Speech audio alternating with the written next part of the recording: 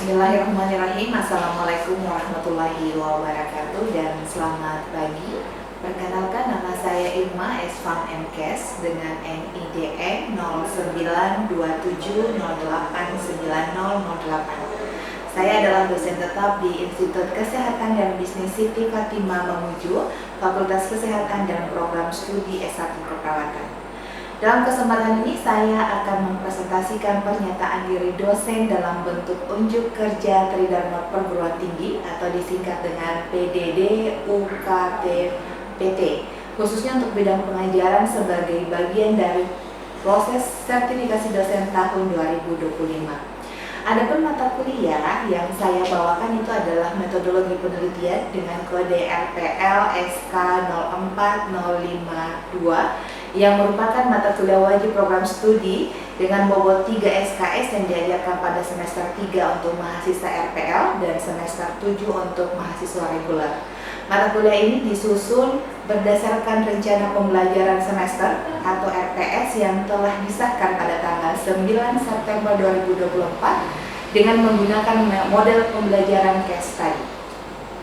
Secara umum, mata kuliah metode penelitian ini membahas tentang filsafat ilmu dan konsep penelitian, perkembangan penelitian, proses dan dimensi penelitian, prosedur pemilihan uji hipotesis, statistik deskriptif dan uji hipotesis, proposal penelitian dan etika penelitian, serta penulisan hasil penelitian. Untuk mata kuliah ini relevan dengan capaian pembelajaran lulusan atau CPL Prodi, di mana yang pertama itu adalah mahasiswa mampu memecahkan masalah pekerjaan dengan sifat dan konteks yang sesuai dengan bidang keahlian terapannya, didasarkan pada pemikiran logis, inovatif, dan bertanggung jawab atas hasilnya secara mandiri. Yang kedua adalah menguasai asuhan keperawatan yang berfokus pada keperawatan dengan pendekatan tren dan isu keilmuan keperawatan atau kesehatan dengan pendekatan ilmiah.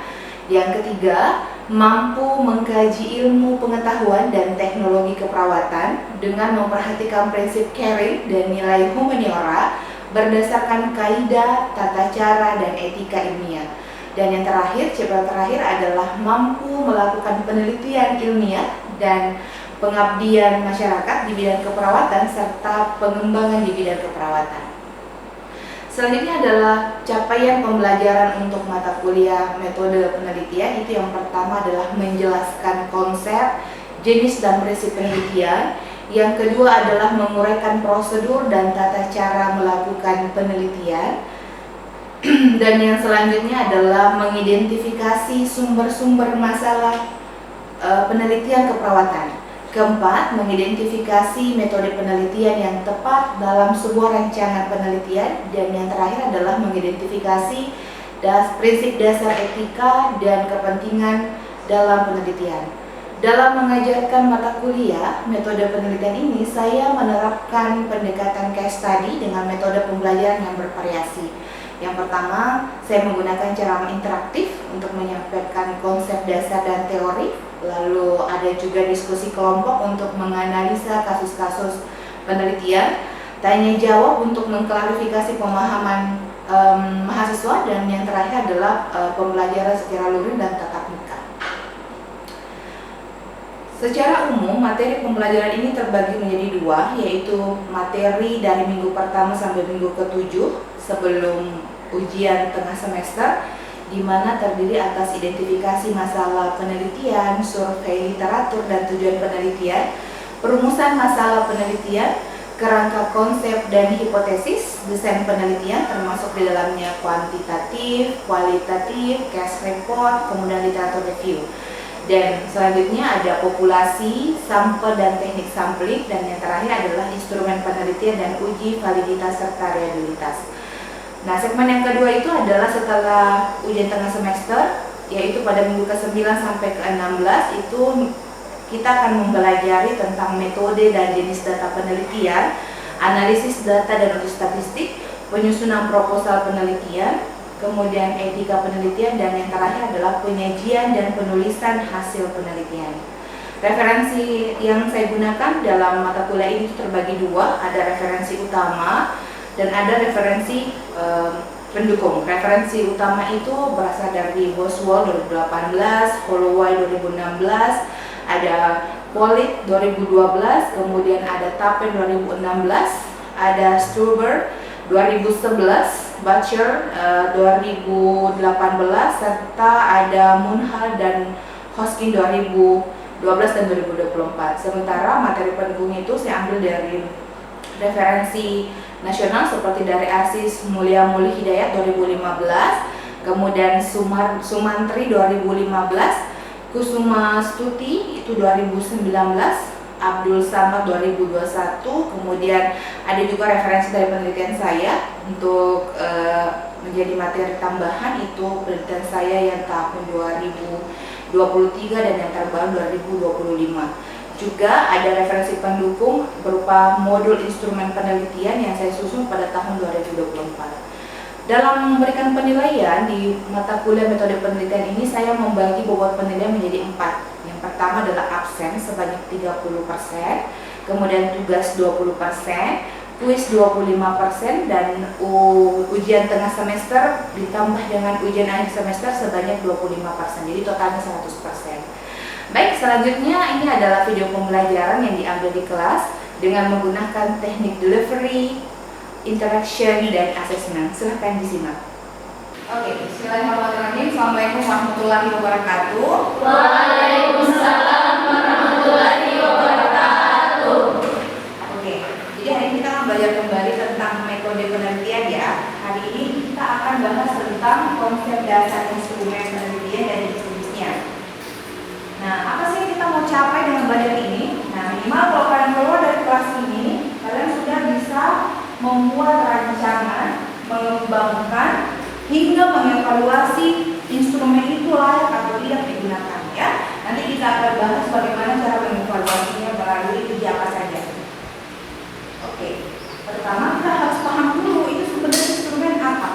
Instrumen itu bahasa sederhananya mungkin bisa dikatakan sebagai alat ya. Jadi instrumen itu adalah alat yang kita gunakan untuk mengumpulkan data penelitian ya. Data penelitian itu sendiri ada dua macam teman-teman. Ada data kuantitatif, ada data kualitatif. Nah, untuk bisa mendapatkan itu secara terstruktur, maka kita memerlukan sebuah alat untuk mengukurnya. Makanya sebagai konsep awal dari instrumen penelitian itu, kalau menurut Sumantri 2015 dikatakan sebagai alat pengukur data saja. Tapi ada juga yang mendefinisikan sebagai alat untuk mengukur fenomena ya, fenomena alam maupun fenomena sosial. Biasanya ini kalau dia datanya itu berupa kualitatif ya. Kalau kita bicara tentang data kuantitatif, berarti data itu kodenya adalah dia berupa angka. Jadi kalau misalnya kita penelitian uji pengaruh, uji hubungan, nah itu semua adalah metode yang menggunakan kuantitatif. Maka instrumen yang harus kita bikin itu juga harus menggunakan instrumen yang sifatnya bisa mengukur secara angka. Tapi berbeda kalau kajian-kajian tentang sosial seperti ilmu sosiologi, antropologi, nah mereka itu tidak bicara tentang angka. Kebanyakan mereka bicara tentang tradisi, tentang budaya. Nah, kalau kita ngomong seperti itu, mengkaji tentang tradisi, budaya, sosial itu, maka angka itu tidak cukup. Makanya ada lagi instrumen namanya instrumen kualitatif. Penelitian itu rata-rata kualitatif. Tapi sekarang itu sudah bisa dikembangkan supaya dia bisa holistik penelitiannya. Maka ada lagi sekarang metode itu dinamakan mixed method. Mixed method itu lagi terbagi-bagi teman-teman ya. Tapi hari ini kita akan bahas tentang instrumennya.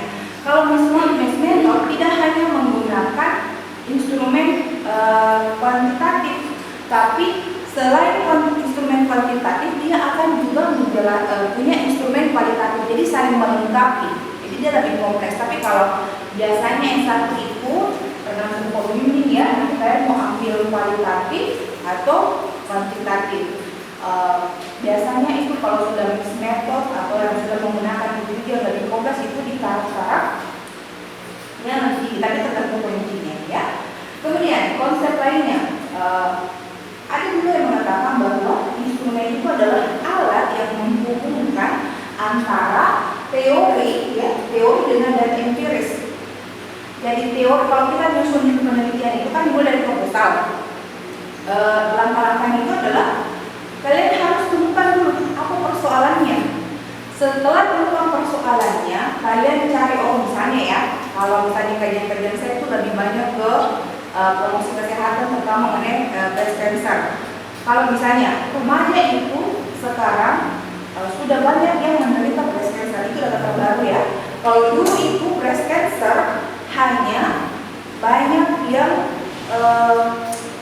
orang tua yang kena. Teorinya itu orang tua yang kena. Kenapa? Karena orang tua itu sudah menopause, tidak ada lagi produksi hormon orang tuanya, makanya biasanya dia kena breast cancer. Tapi kalau sekarang ya, kalau sekarang itu ada pergeseran tren itu remaja juga sudah kena ya. Makanya kalau misalnya kita mau tahu tentang hal itu, yang pertama kita lakukan adalah setelah temukan fenomenanya bahwa ternyata remaja juga bisa, kita temukan lagi apa yang kita mau cari. Salah satunya misalnya apa yang menyebabkan remaja sekarang itu bisa terkena breast cancer. Rumusan masalahnya sudah ada, maka itu belum bisa kita bikin instrumennya, harus dikaji lagi teorinya. Makanya dikatakan bahwa instrumen penelitian itu adalah penghubung antara konsep teori dengan data empiris. Jadi kita harus belajar dulu teorinya, apa penyebabnya, determinannya apa, breast cancer itu penyebabnya apa ya. Jadi dibikin lagi bab 2-nya, dapusnya, literatur reviewnya. Setelah kalian memaham tentang konsep teorinya dan kalian sudah tahu teori ini yang saya pakai, misalnya kita mau tahu apakah dia tahu tentang breast cancer itu apa, apakah dia sering di praktik, itu namanya sadari atau periksa payudara sendiri. Setelah itu baru kita bisa namanya instrumen. Jadi instrumen itu tidak dicoba saja, tapi harus ada landasannya, mulai dari persoalannya apa, kemudian teori yang berkaitan dengan itu apa. Setelah itu baru kita rancang instrumennya ya. Jadi secara umum definisi instrumen itu adalah alat mengumpulkan data. Ini model-modelnya ya, ada yang bentuk kuesioner, berbentuk wawancara, lembar observasi, tes yang terstandar. Nah, saya tanya dulu, apa kalau mendengarkan kata kuesioner, ada di antara kalian yang pernah isi atau pernah ada yang mengerjakan kuesioner? Saya Bu. Ya, silakan Sutri. Ya kemarin Bu, sepupuku kasih saya kuesioner untuk saya isi. Di dalam kuesioner itu Bu, ada beberapa pertanyaan dan sudah ada jawaban-jawaban yang akan dipilih di situ. Iya, benar ya. Jadi kalau misalnya kuesioner itu sudah ada jadi, itu kalau sudah diedar itu berarti kuesionernya sudah kuesioner jadi ya. Tapi kita akan belajar dulu bagaimana mendesain kuesioner itu nantinya. Nah, yang Putri jelaskan tadi itu kuesionernya itu ada pilihan-pilihannya. Jadi benar, salah satu tujuan atau fungsi dari instrumen itu adalah alat mengukur atau mengkualifikasikan. Mengkualifikasikan itu nanti dilihat. Kalau misalnya penelitian kalian itu kuantitatif, berarti pakai instrumen ya kuantitatif yang bisa mengukur angka. Tapi kalau penelitian kalian itu sifatnya kualitatif, maka instrumennya harus dibuat agar bisa mengkaji bahasa-bahasa atau narasi-narasi yang ada ya. Jadi itu adalah tujuan dari instrumen penelitian. Kemudian yang kedua, kenapa kita harus punya instrumen? Supaya terstandarisasi prosesnya ya. Jadi kalau misalnya kita meneliti, tidak bisa itu bilang sama mau tampilnya tidak bisa. Tapi kita harus punya alat yang menjadi pembatas kita, yang membuat kita jalan itu lurus. Misalnya tadi mau belajar tentang pengaruh literasi terhadap kejadian cancer, maka kita tidak boleh keluar dari ini.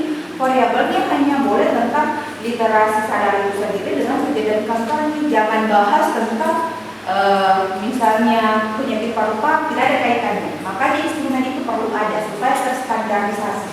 Ya.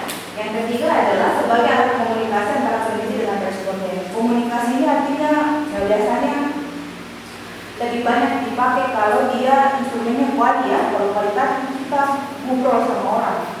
Enggak, kalau answer yang kayak Putri bilang tadi itu hanya dipilih ya, dipilih jawabannya. Tapi kalau dia sifatnya narasi, pertanyaannya kayak bagaimana, kenapa, nah itu kita harus belajar mengkomunikasikan. Tapi berkomunikasi dalam penelitian itu juga tidak sembarang. Jangan sampai kita kita mau bahas tentang kanker payudara, tapi kita penjelasannya sampai ke kanker paru-paru lah, kanker atau kita ngomong tentang masalah kesuburan pria lah. Jadi harus terstruktur, harus punya batasan yang jelas, ya. Oke. Nah, instrumen yang baik itu memiliki kriteria. Yang pertama itu adalah objektif, yang kedua adalah konsisten, yang ketiga adalah validitas, yang keempat relevan, yang kelima praktis, dan yang keenam ekonomis. Jadi kalau misalnya kalian kemudian nanti tidak usah, sebaiknya kalian betul-betul mengkaji teorinya dulu, kemudian setelah itu diberi down rancangannya supaya tidak kemana-mana. Dan itu juga kalau kalian punya instrumen yang sudah bagus, betul-betul pakem, sudah valid, kalian pikirkan lagi, praktis, tidak gampang, tidak orang isi. Jangan sampai misalnya kalian mau wawancarai orang tua, tapi orang tua yang sudah 50, lansia yang sudah 50 tahun, kalian pastinya dia Google Form. Itu tidak worth it, pasti dia tidak bisa pastinya, ya. Pasti dia tidak bisa karena kemampuannya untuk menggunakan gadget satu, kemudian penglihatannya juga sudah kurang, ya. Jadi perhatikan itu praktis tidaknya digunakan oleh responden kita atau tidak. Yang kedua masalah ekonomis, jangan juga kalian mendesain cantik sekali desain instrumennya, tapi ternyata itu membutuhkan waktu yang lama dan biaya yang besar, ya. Disesuaikan dengan kebutuhan penelitian. Nah, ini dia. Jenis-jenis instrumen ini teman-teman secara umum dia terbagi dua. Ada namanya instrumen kuantitatif, ada namanya instrumen kualitatif. Yang pertama untuk kuantitatif dulu. Nah, untuk kuantitatif dia ada secara umum digunakan cuma dua, kuesioner atau angket. Angket itu sendiri teman-teman atau kuesioner itu terbagi menjadi tiga.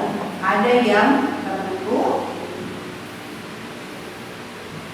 ada yang terbuka, ada yang semi terbuka.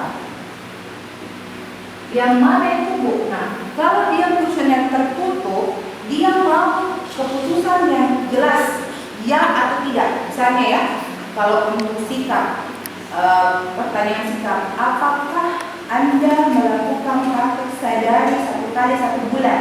Maka opsinya itu kalau dia cuma kasih opsi ya dan tidak, berarti pilihan jawaban yang lain tidak boleh. Itu namanya kuesioner tertutup. Tapi kalau misalnya dia kasih soal, bagaimana cara Anda melakukan proses sadari, tidak ada pilihannya.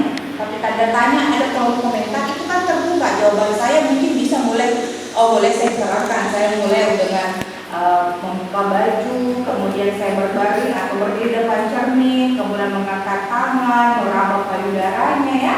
Tapi boleh jadi misalnya putri yang menjawab, dia tidak salah menjawab, dia jelaskan saya melakukannya misalnya ketika saya mandi. Nah, itu namanya kuesioner yang terbuka. Kenapa dikatakan terbuka? Kesempatan untuk mendapatkan jawaban yang bervariasi itu besar, ya. Kemudian yang ketiga itu adalah kuesioner semi terbuka. Kuesioner semi terbuka dia kasih pilihan. Misalnya, Anda mendapatkan jawaban. Kalau tes standar, dia itu sudah melalui pengujian yang lengkap, ya teman-teman. Tes standar itu misalnya ukur tinggi badan, itu tidak perlu lagi diuji, ya. Kalau misalnya alat memang digunakan untuk tinggi badan kan sudah jelas angkanya sekian. Tes IQ, kemudian tes golongan darah. Tes golongan darah itu kan kalau kita beli yang portable, ya, yang biasa di bawah-bawah itu di puskesmas, bukan yang blood test yang ke laboratorium. Itu kan ada indikatornya. Biasanya kalau gula itu warna hijau, indikatornya di alat kan. Kemudian kalau yang asam urat itu warna kuning, kalau yang kolesterol warna biru. Nah, itu tidak boleh tertukar. Itu namanya tes standar, ya. Jadi kalau misalnya mau uji tentang gula darahnya, maka gunakan indikator untuk gula darah tadi yang warna hijau. Jangan sampai tertukar. Kalian mau cek gula darah, tapi ternyata indikator yang kalian gunakan adalah untuk kolesterol. Jadi bias, ya, tidak akurat seperti itu. Nah, ini skala pengukurannya. Kalau kita menggunakan kuesioner, teman-teman, biasanya ini bahan digunakan untuk kuesioner yang tertutup. Nah, kalau putri perhatikan tidak, itu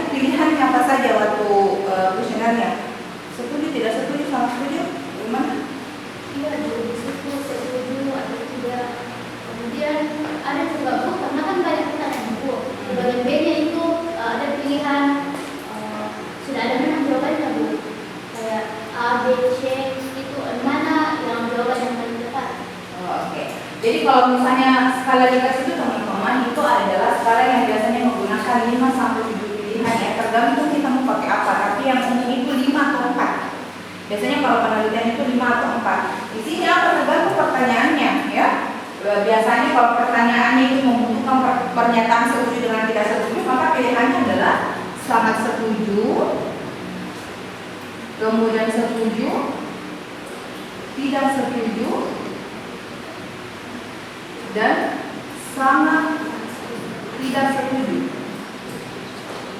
Kalau misalnya mau dikasih cukup 5, maka di tengah bisa dikasih netral. Nah, dalam membuat skala dikasih di tengah pertanyaan, misalnya pertanyaannya apa? Apakah Anda kalau pertanyaannya seperti ini, melakukan tes sadari harus dilakukan sebelum mens, ya? Dimana teorinya menyatakan kalau kita mau tes sadari periksa payudara sendiri itu harus dilakukan setelah mens, ya? Jangan dilakukan sebelum mens dan jangan dilakukan pada saat mens, tapi dilakukan 7 hari selama rentang hari setelah mens, 7 hari setelah kita mens. Nah, kalau misalnya pertanyaannya menyatakan bahwa melakukan sadari harus dilakukan ketika mens atau sebelum mens, berarti kan jawaban yang benar itu adalah tidak setuju toh, yang benar. Maka kalau misalnya dia mulai dari angka sangat setuju, berarti penskorannya itu terbalik. Berarti nanti yang sangat setuju, sangat tidak setuju itu 4. Karena 5 pilihannya ya, 5, ini 4, ini 3, ini 2, ini 1.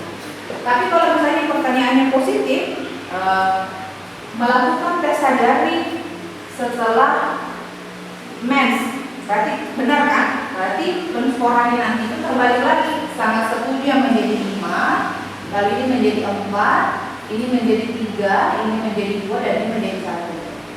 Data inilah teman-teman nanti setelah kalian dapatkan terkumpul, itulah nanti yang diuji selanjutnya untuk mengecek ya, kalau misalnya dia adalah penelitiannya pengaruh, maka kita akan menguji hipotesisnya betul tidak itu berpengaruh atau tidak ya, seperti itu.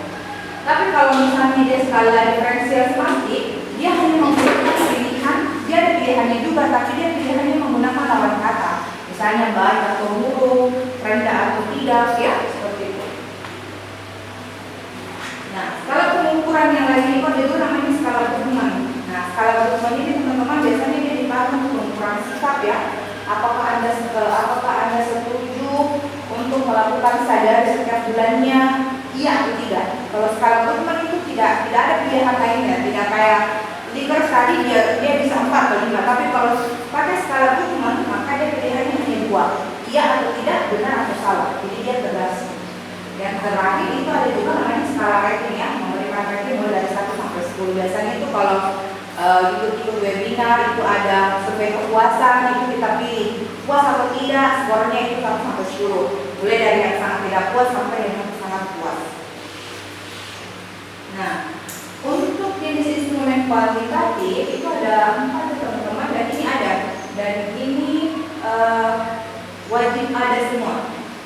Yang pertama adalah pedoman wawancara. Pedoman wawancara itu hampir sama tadi menyusun kuesioner. Jadi tahu teorinya dulu, kemudian setelah tahu teorinya kita bikin rancangan instrumennya, aspek apa yang kita mau lihat. Tapi kalau misalnya pedoman wawancara, dia tipe pertanyaan itu rata-rata dia pertanyaan yang terbuka. Karena kita mau mendapat informasi yang beragam, yang banyak ragamnya. Jadi dia kalau wawancara itu, kalau menggunakan interview, dia lebih dalam. Kita akan mengkaji bukan angkanya, tapi sampai ke dalam, sampai ke tradisinya, sampai bisa terjadi misalnya ya, kalau di Sulawesi Barat kan itu suku yang dominan itu adalah Mandar. Nah, Mandar itu untuk perilaku kehamilan dan infasnya itu banyak kan yang masih menggunakan kayak dukun beranak toh. Nah, kalau kita mau lihat apakah ada kaitannya kebiasaan ke dukun beranak dibandingkan ke perawan atau tidak, maka sebaiknya kita lengkapi dengan yang pedoman wawancara, sehingga kita bisa lihat oh memang ada tradisi dari neneknya. Kemudian kita melihat itu dukun beranak itu misalnya dia melakukan pemijatan pada bulan sekian, ada jam-jam ini, itu apa maknanya. Jadi kita bisa belajar budaya dan tradisinya dengan cara melakukan wawancara. Ya, pedoman wawancara inilah yang menjadi aturan kita sampai sejauh mana kita mau lihat. Tapi pedoman wawancara itu bisa berkembang ya teman-teman. Kalau misalnya kalian merasa belum didapat itu pertanyaannya bisa kita modifikasi lagi sampai betul-betul kita bisa menggali apa yang belum pernah nampak di permukaan selama ini. Yang kedua adalah lembar observasi. Biasanya ini kalau lengkap ya, lembar observasi misalnya bagaimana basicnya itu baku berani waktu kalian wawancarai, apakah dia gelisah, apakah dia luas, atau dia berdiam dengan tenang. Itu kan kita lihat itu supaya bisa dilihat itu tidak jawabannya ini. Itu kita pelajari semua ya. Ada yang semuanya ada itu namanya catatan lapangan. Catatan lapangan itu bisa berupa rekaman ya. Kalau dokumentasi juga bisa berupa video atau gambar. Nah, kalau di kualitatif itu banyak teman-teman yang menganggap bahwa penelitian kualitatif itu gampang.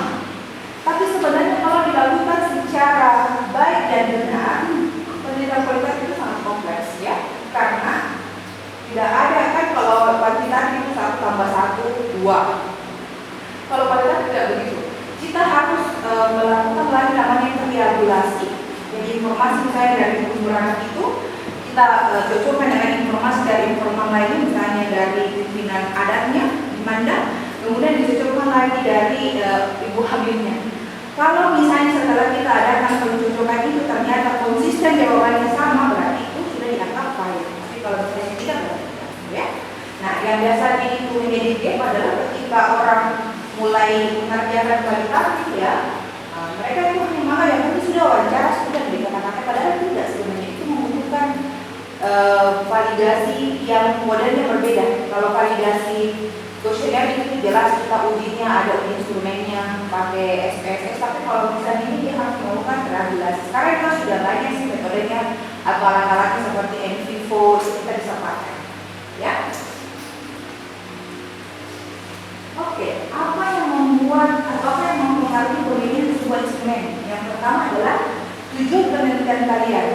Kalau penelitian itu kalian hanya mau tahu berpengaruh atau tidak, berhubungan atau tidak, benar atau tidak, maka kita pakai yang instrumen kuantitatif. Tapi kalau kalian mau eksplorasi, kalian mau menggali lebih dalam, apa sih penyebabnya ini tidak puas dengan penelitian sebelumnya, maka kalian bisa pakai instrumen yang kualitatif. Ya. Kemudian jenis datanya jelas ya, kualitatif. Tahan dulu. Oke, jadi untuk teman hari ini kita kuis ya. Kita kuis dulu. Pertanyaan pertama, rebutan ya. Instrumen itu apa? Saya Bu, Ya, silakan. instrumen penelitian adalah alat yang digunakan untuk mengukur data, baik data kualitatif maupun kuantitatif. Oke, betul. Please, teman kita siapa? Salsabila. Cinta Bu. Sita. Oke. Selanjutnya pertanyaan yang kedua. Untuk instrumen kuantitatif itu apa saja? Ya, silakan. Untuk penelitian kuantitatif itu pun instrumennya ada 2, yaitu kuesioner atau anket dengan tes standar. Kalau kuesioner terbagi berapa? Terbagi 3 Bu, ada tertutup, terbuka, dan semi terbuka. Oke. Ini pertanyaan quiz terakhir ya, kita ambil tes.